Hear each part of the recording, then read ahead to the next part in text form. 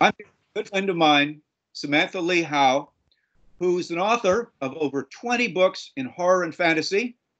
She is the proud author of the latest big hit, Stranger in Our Bed. It is skyrocketing up the Amazon charts. And it's really nice to have you, Sam, with us. You were my first interview. You're coming to me from Lincolnshire in the UK.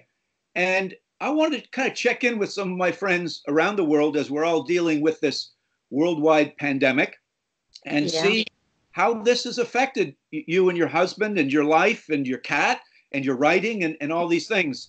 So can you, kind of fill us in a little bit, first of all, on what's going on in Lincolnshire as far as the restrictions? What are you having to deal with?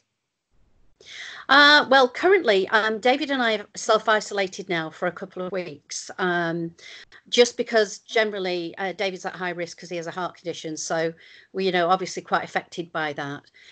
There's been craziness here. The supermarkets, I think it's everywhere where there's been, panic buying, toilet rolls. For goodness sake, I just can't get my head around that one.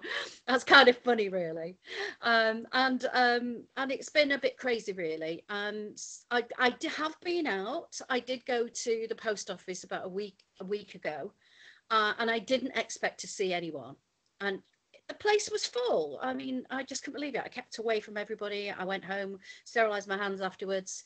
One of the things that's really been concerning me, and it's been lovely but also a concern, is that our local town, a very tiny little village, people have been trying to support each other, which is the lovely side of it. But then they're doing things that are really, really ill-advised. One of the local pubs was selling fruit and vegetables once they were told by the PM that they had to close the other day. So they put a table outside in front of their pub itself and started to sell fruit and vegetables to help people who couldn't get them. Sounds great, except that the picture that was shared online showed that the woman who was serving was actually physically touching or patting the arm of an old lady, bare arm.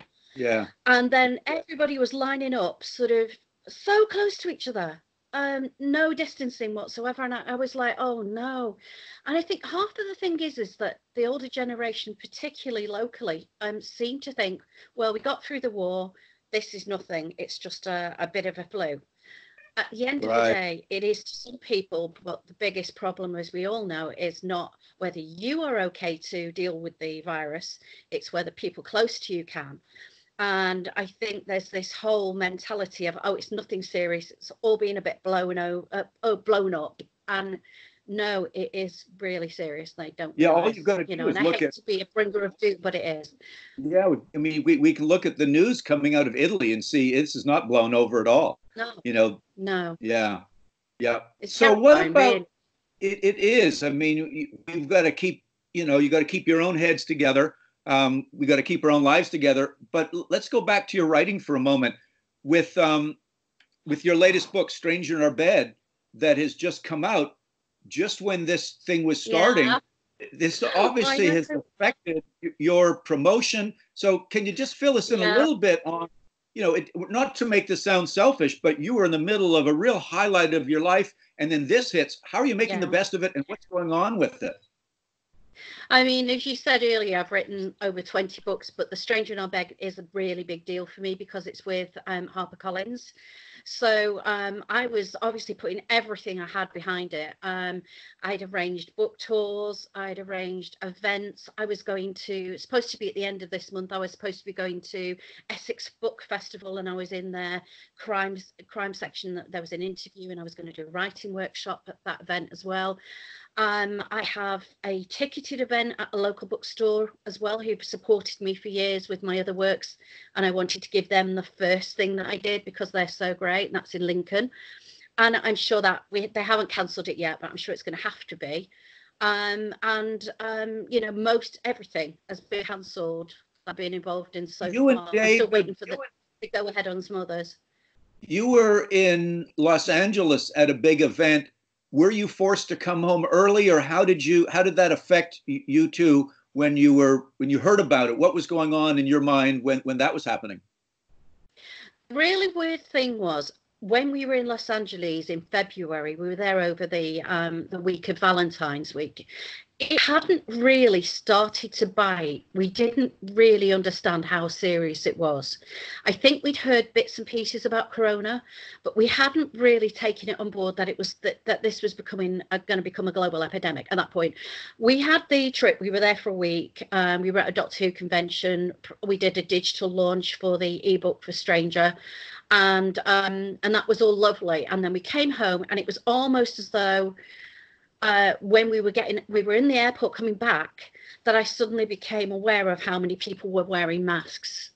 And I was like, at that point, I even think I was thinking everyone's overreacting myself. I was probably thinking that too. And I was thinking, calm down, it's all going to be fine, because I'm always very optimistic about everything anyway. So to panic is not in my nature. And so I was literally thinking, this is fine. It's all going to blow over. Everything's going to be fine. I came home, and it was within a week that generally it got worse. And I started to sit up and take notice a lot more myself as well. But until then, we all carry on in our own little merry world. I'd been booking my book launch for London, which was going to take place in April, as well. It's going to be a big all singing, all dancing book launch there. And I was still doing all that when I came home. I was still arranging all that. I was still dealing with it all. I went to see the venue and finalised it that within a few days of coming back. And I still thought it was all going to be fine. And then it just literally went downhill after that. It's very strange. Well, that's obviously worrying. How can we help you, Sam? Obviously, with all these events not happening, how can we learn more about your book? Is there a website? Give us a little promotion that if you were at a convention right now and you were on the stage and we said, Sam, how do we get a hold of your book? How do we learn more about Stranger in Our Bed? Well, The Stranger in Our Bed is, as I said, it's with one more chapter in print of HarperCollins. It's available online everywhere, so you can get it through the bookstore websites. You can get it through the usual one, Amazon. You can pre-order the paperback in the UK at the moment, but for some reason it's not showing as available in the US. But that might be because of what's happening at the moment. That's a bit of a problem. And you can go into bookstores that are still open. I mean, we still can go out. We can still do, but with limited contact to people. You could order it from your local bookstore. Maybe they'll even post it to you. Or you could check out my website, which is www.samanthaleehowe.co.uk, and the Lee is L-E-E, and the Howe has an E on the end. And of course, support your authors. That's what I'm kind of currently doing that on my Facebook at the moment.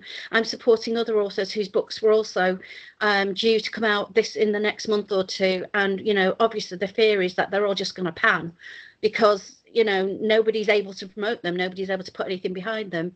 So support somebody else's work. Do your best that way, even if it's a 99-cent download from Amazon. Really does have an impact even on an author's life. So go and do that. That would be great. Well, listen, before we let you go, you've always been a very positive person.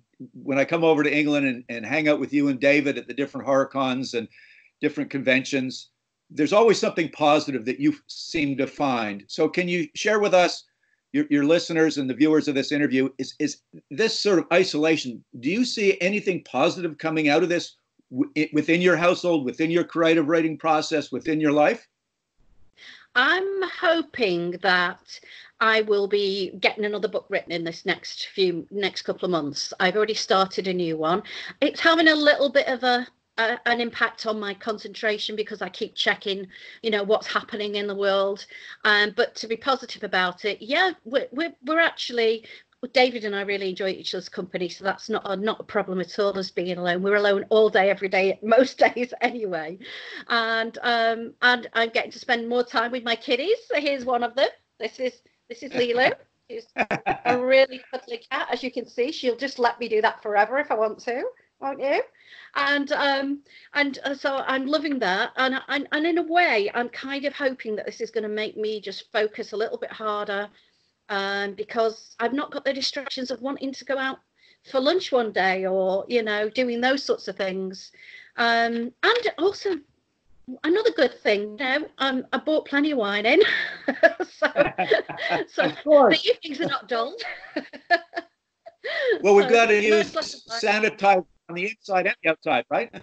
Absolutely, absolutely. That's my theory, and I'm sticking to it. Well, Sam, thank you so much for your time. I will get this, get our interview uploaded onto YouTube, let you know about it, and all fans can learn a little about you, about how you're dealing with this isolation, and most importantly, how they can understand to get a hold of Stranger in Our Bed. Thank you so much, my friend. Have a great day. Thank you. Nice to talk to you, Dacre, and keep well.